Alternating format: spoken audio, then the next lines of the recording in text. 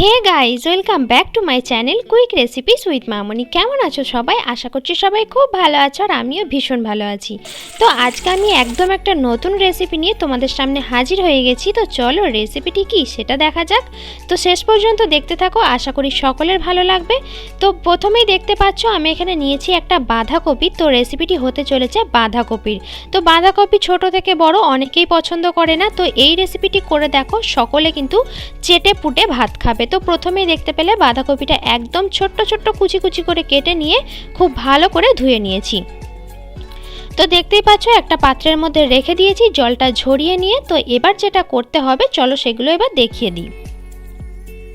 তো এই রেসিপিটি করার জন্য লাগবে আমার ডিম। তো আমি ওই বাঁধাকপিটার অর্ধেকটা দিয়েছি, তার জন্য আমার এখানে 2 থেকে 3টে ডিম লাগবে। তো 3টে ডিম আমি এখানে নিয়ে নিয়েছি, দেখা যাক কটা দেওয়া যায়।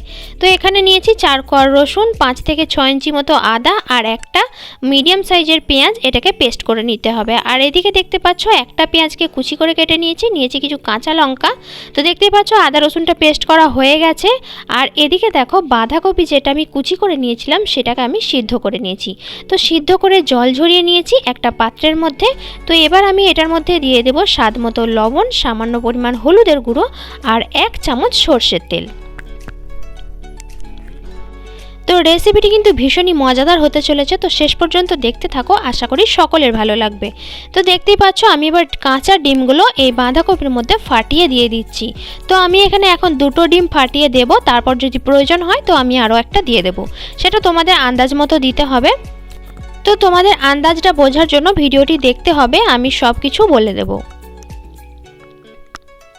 তো দেখতেই পাচ্ছ খুব একটা ভালো করে মাখা হচ্ছে না, তার জন্য আমি 3টে ডিমই এর মধ্যে দিয়ে দিয়েছি।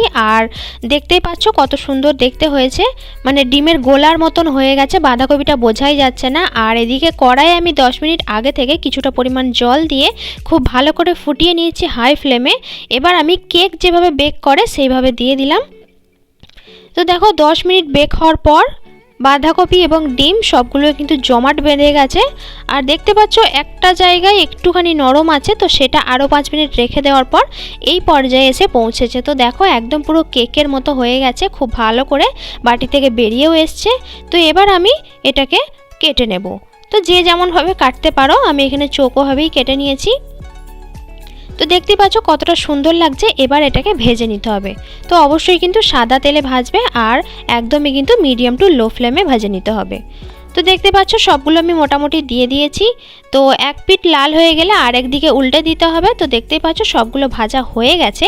আর দেখতে যতটা সুন্দর হয়েছে এই ভাজাটাও কিন্তু খেতে ভীষণই ভালো লাগে। আর এদিকে দেখো আমি যে পেস্টটা করে নিয়েছিলাম আদা রসুন পেঁয়াজের, তার মধ্যে দিয়ে দিলাম জিরে গুঁড়ো, হলুদ গুঁড়ো, লঙ্কা গুঁড়ো, সবগুলো কিন্তু 1 চামচ করে। তো এবার ওই কড়াইয়ের মধ্যে দিয়ে দিচ্ছি আমি কুচি করে রাখা একটা মিডিয়াম সাইজের পেঁয়াজ।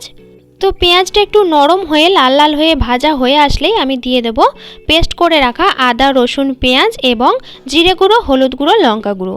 তো সবগুলোকে এবার খুব ভালো করে নাড়াচাড়া করে নিতে হবে যতক্ষণ না মশলা থেকে তেল ছেড়ে আসছে।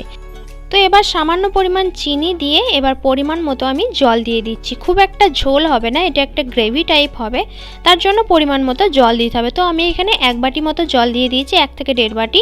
তো এবার একটুখানি ঢাকনা দিয়ে ফুটতে দেব 5 থেকে 7 মিনিটের মতো। তারপর ঢাকনা খুলে ভেজে রাখা বাঁধাকপি এবং ডিম দিয়ে যেটা আমি বানিয়েছি, তো সেগুলো একে একে এটার মধ্যে দিয়ে দেব।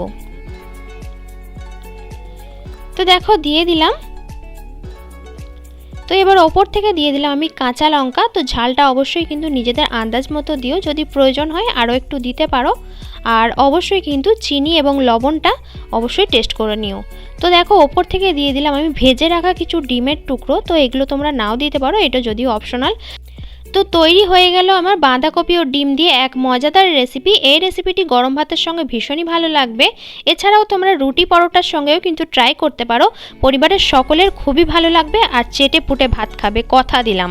তো অবশ্যই তোমরা বাড়িতে ট্রাই করো আর আমাকে কমেন্টে জানিও তোমাদের সকলের কেমন লেগেছে। তো চলো বন্ধুরা, আজকের মতো এই পর্যন্তই। আবারও ফিরে আসবো নতুন স্বাদের রেসিপি নিয়ে। ততক্ষণ তোমরা ভালো থেকো, সুস্থ থেকো আর এই চ্যানেলের সঙ্গে থেকো। তো টাটা।